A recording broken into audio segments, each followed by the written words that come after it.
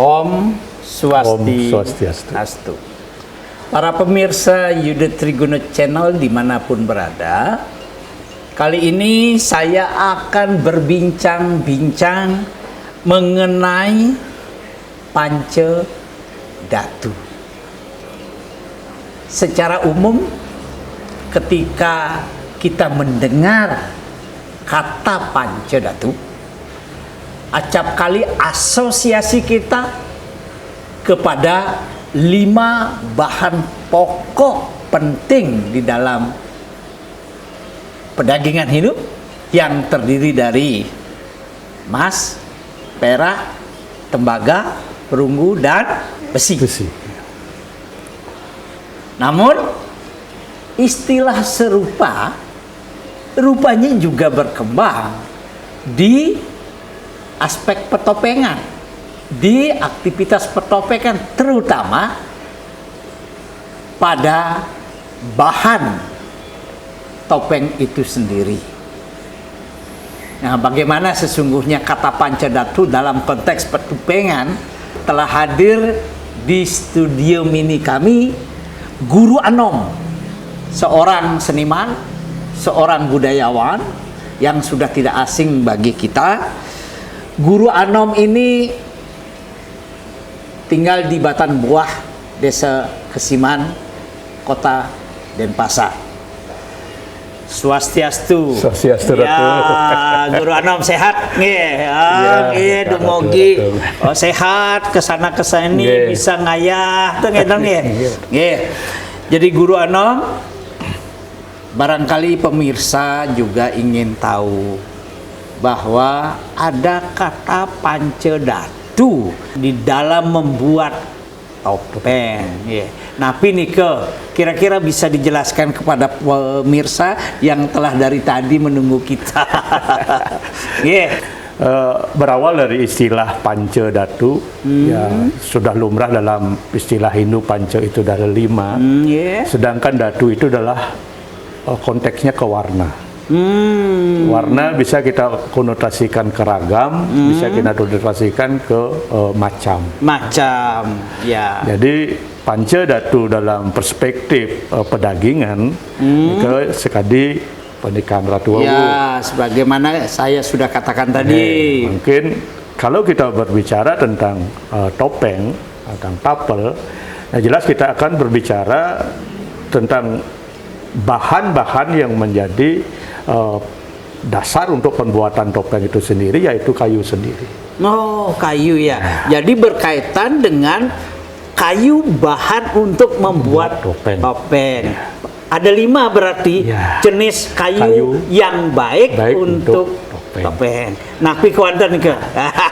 Nah, Ditiang sendiri Natugro mohon maaf niki Ditiang mengutip pernikahan arti apa yang dipesankan kepada Ditiang dari The Pranda Gede Baskara Putra Lebat. Ya, beliaulah yang menitipkan Ditiang kurang lebih kata beliau dulu, ning yen ngai tapel ingateng Pancadatu pengado di katung. Yang artinya, wahai anakku, ketika engkau membuat tapel, minimal Pancadatu itu harus ada dalam sebuah katung itu, tempat tapel itu. Nah, jenis-jenisnya beliau pun mengklasifikasikan 5 jenis itu. Pertama, yang paling utama adalah dadap wong. Dadap wong. Pohon dadap wong. Dadap wong itu sejenis kayu yang teksturnya agak berair, tapi seratnya keras, tapi kasar. Nah, jenis dadap, tapi dia berduri. Ini baik untuk itu. Itu yang pertama. Itu yang pertama, kalau membuat sidakarya usahakan biar dadap wong. Kenapa? Karena kayu sakti, sakti itu adalah wanita kekuatan. Sebentar dulu. Itu kalau sidakarya. Tapi kalau barong rangdong, nah nanti itu lain. Oh, itu khusus untuk sidakarya. Nah, ada pesan beliau lagi, yang mana yang paling sering ning perangkan. Andai kata ning menjadi tokoh penasar, penasar itu dadap uang pakai. Oh, jadi peran atau karakter apa yang paling sering digunakan diperankan, ya. itu hendaknya dibuat dari bahan dadap wong juga, ya. Karena wong itu kita ketahui adalah manusia. Dia jiwanya itu menjadi satu kesatuan dengan kita. Dan saktinya itu adalah kekuatan, powernya. Iya. Ternyata itu juga berfungsi untuk menciptakan taksu dalam si penarinya ya. Waduh. Nah, terus setelah nike baru beliau kedua ada namanya bentaro. Bentaro. Ya bintaro niki tadi dia tekstur kayunya lebih ke pule nanti dia. Ada apa namanya bintaro. Setelah itu ketiga adalah Jepun Bali. Oh, Jepun Bali. Nah, Jepun Bali ini yang bergetah sudah mulai masuk yang bergetah. Bintaro bergetah, Jepun Bali juga bergetah. Nanti yang ketiga kembali ke netral tanpa getah yaitu kayu jaran. Wah. Keempatnya kayu jaran ini. Ini keempatnya saya sebagai bukan seniman, ya, bukan seniman ini baru pernah dengar ini dibuat dari 4 bahan pokok ini. Ya. Nah, setelah ada getah, penetral kayu jaran tanpa getah kembali ke getah pule. Yang saya dengar itu kayu pule saja. Oh, ternyata ada 5 ya. Iya, ada 5. Yang disebut tadi Panca Datu. Kalau kita kembali ke belakang dengan karya-karya Ida Bathara Made Sidemen. Kalau beliau memang intennya itu membuat karya-karya beliau itu dengan kayu jaran. Kayu jaran. Karena jaran itu sebenarnya disebut kapal dalam bahasa Jawa kuno. Ya, kayu kalau di Sanur lebih dikenal dengan kayu kapal. Kayu kapal ya. Kayu jaran dengan sama. Ya, teksturnya halus dia. Tapi ngales satu. Luar biasa ini. Kalau sudah menjadi di kapal itu ringannya luar biasa ringan seperti tidak memakai topeng dia. Nah, nikilah 5 niki. Dan ada pesan beliau lagi, kalau membuat tapal celuluk, nah membuat tapal celuluk, usahakan ning biar dapat kayu timbul. Kayu timbul, bukan pule. Bukan pule, karena timbul itu memang rohnya atau istilah Bali tonyor itu dewan timbul yang kaliko memang celuluk gitu. Oh, aduh, ini luar biasa. Ini baru dengar untuk hal-hal seperti ini. Lalu kayu pule itu untuk apa saja? Yang kembali kepada apa yang sempat argumen seorang Bapak Tut Kodi yang notabene-nya seorang seniman topeng. Beliau pun baru menyadari bahwa Panca Datu itu seperti itu kan. Makanya konotasi pernikahan ratu emang konotasi orang sami pada pule yang mudah didapat. Kalau kita berpijak pada kayu pule, karena dalam dalam Wit Tiga Sakti gitu.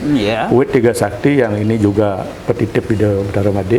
Maka di kuburan di setre itu minimal ada 3 jenis kayu. Nah, seharusnya juga Panca Datu. Oh, seharusnya Panca Datu juga. Dan itu pada wenten kepah, kepuh, rangnu. Terus wenten timbul, dadap wong.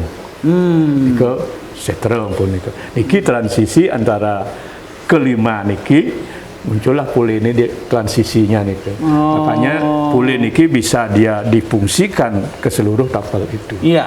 Boleh ke Barong Rangdo atau Prabu ya gitu ya. Nah, karena dari tekstur kayu lebih mudah dikerjakan dan kekuatan bisa kita jamin dari kekuatan kalau memang dewasa nebang kayu itu memang benar itu. Jadi ternyata guru juga nyinggung soal pedewasan ya. Ternyata kalau seniman membuat tapel juga perlu pedewasan. Bukan hanya melaksanakan upacara adatnya saja perlu dewasa. Kalau kita apapun, nah Ratu sering talar memberitahu titiang, mungkin di Betara Lebar, sami apapun aktivitas kita di masyarakat Hindu Bali, tetap mencari suba dewasa, dewasa gitu kan, arti hari baik. Ya. Ampun sampun ngarianak sana jagi sungsung pundut ring pura. Apalagi ya? Ngarianang geria, ngarianang jero, puri, umah, kubu nika kemon nebang kayunya sudah memperhitungkan. Harus menggunakan ari baik, ayuning dewasa. Contoh niki, ya ngarianing lakar nika pasti ngerah barat kase. Oh, begitu ya? Ya barat nape kaulu barat nika. Terus nika nape santukan dari kadar air kayu itu akan turun. Oh, tidak hanya soal dewasa tetapi juga berkaitan dengan faktor ekologis yang kayu. Membuat kayu itu sudah relatif lebih kering ya. Ya, gitu. Kemudian tapal kalau kita di kasel karo nika wawung nebang nika wawu becik. Nah, artinya nika sampun kadar airnya akan turun dia karena musim kering nika pasti. Bukan dikaitkan dengan soal mistik ya. Nika lebih kepada nanti yang seperti ini Ki, semua itu ada teologi, ada sains, ada logika. Logika itu kemudian di mitologi kan bisa bisa ya. Nah, yang mengutip titipan dari Pak Gede Sura, ingat ning de ini Hindu Bali itu satwa isi tatwa, ketika ada tatwa bikinkan satwa gitu. Ya. Untuk mempermudah dipahami. Nah, ini sah-sah saja Ratu. Untuk membuat itu menjadi suatu yang magis religius. Berarti padahal kita akan membicarakan bahwa kadar air kayu itu saat itu turun drastis. Itu sainsnya. Nah, niki mungkin dewasanya yang tepat.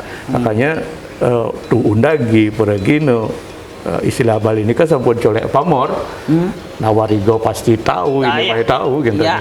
Niki menyebabkan pendewasaan itu sangat menentukan sebuah karya itu. Terlebih lagi nanti sebagai sungsungan jagat, itu harus menentukan kapan. Jangankan nike budaya kita, budaya Sumba saja ketika membuat petakut yang untuk sesuai dengan dengan pemurung pantun, yang membuat tapal petakut aja kita mencari kajang klion, apalagi sungsungan, pongpongan ulung kajang klion, jatuh pada kajang klion, lah itu mencari papah tunggal, ini kan nancemnya memasangnya pun harus kajang klion dengan upacara disebut dengan triketuke. Nah, ini kan sudah ada persyaratan tertentu untuk sebuah aktivitas dalam kita menganut budaya yang diakari oleh agama Hindu itu sendiri. Para pemirsa yang budiman, kita telah tahu bahwa Pancadatu tidak semata-mata berkaitan dengan 5 unsur kalau kita nanam pedagingan, tetapi juga Pancadatu dikenal dalam tradisi petopengan, terutama tradisi membuat tapal topeng. Ternyata ada 5 jenis bahan yang berasal dari pohon berbeda, untuk jenis tapal yang berbeda pula. Guru Anom, saya ingin tahu lebih banyak tentang nasihat orang tua Ida Betara Lepas. Apakah pernah diceritakan kira-kira mengapa jenis kayu itu yang baik? Tidak hanya dalam urusan teknis memahatnya lebih gampang, kadar airnya lebih sedikit dan sebagainya. Ada enggak kaitannya dengan misalnya bagaimana mitologi dari masing-masing kayu itu sehingga kayu itu cenderung dipilih untuk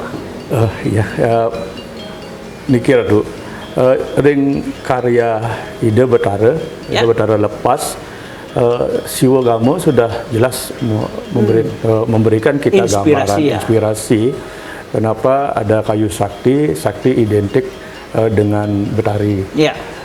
Yang kayu sakti identik dengan betari dan timbul sendiri identik dengan sisian ide betari, yaitu yang kaliko mayu. Iya, kaliko. Ya, ini identik dengan setro dan kuburan gitu. Nah, ketika kita berbicara tentang teologi, mitologi tentang kayu-kayu yang bisa dimanfaatkan untuk aktivitas dan sarana uparenggel kegiatan agama Hindu di Bali, lebih cenderung kita mengacu kepada lontar tantu panggelaran. Di sana rata-rata itu menceritakan lahirnya kayu-kayu itu dari perjalanan Ida Betari. Ida Betari ketika ingin bertemu dengan Ida Betara Siwo ketika Mayoga, nah menggoda beliau taat enggak perjalanan beliau ketika mencari kebesaran Siwa. Nah, disinilah digoda dengan raksasa, dengan ini nanti wenten kayu Nagasari, karena raksasa yang menggoda beliau dikutuk menjadi seekor naga. Wahai engkau nanti menjadi kayu Nagasari. Nah, nanti wenten dados sekapo, wenten dados napi wastanet keladi. Nah, ini semua itu mitologinya lebih cenderung kepada bagaimana besarnya peran Dewi Durga ketika itu, atau Uma Dewi, dan yang konotasinya juga Hyang Giri Putri. Inilah yang menjadi mitologi dasar untuk pembuatan ini, dari lahirnya kayu-kayu ini. Nah, kita tidak bisa memungkiri bahwa Betari adalah simbol pertiwi. Ya, dari sini kita akan mengarah nanti kepada Banaspati, Banaspati Raja, Sandokpati itu kan. Kaitannya kemana-mana ya. Makanya tetap ini yang menguasai semua Panca Mahabuto itu kan Ida Betari.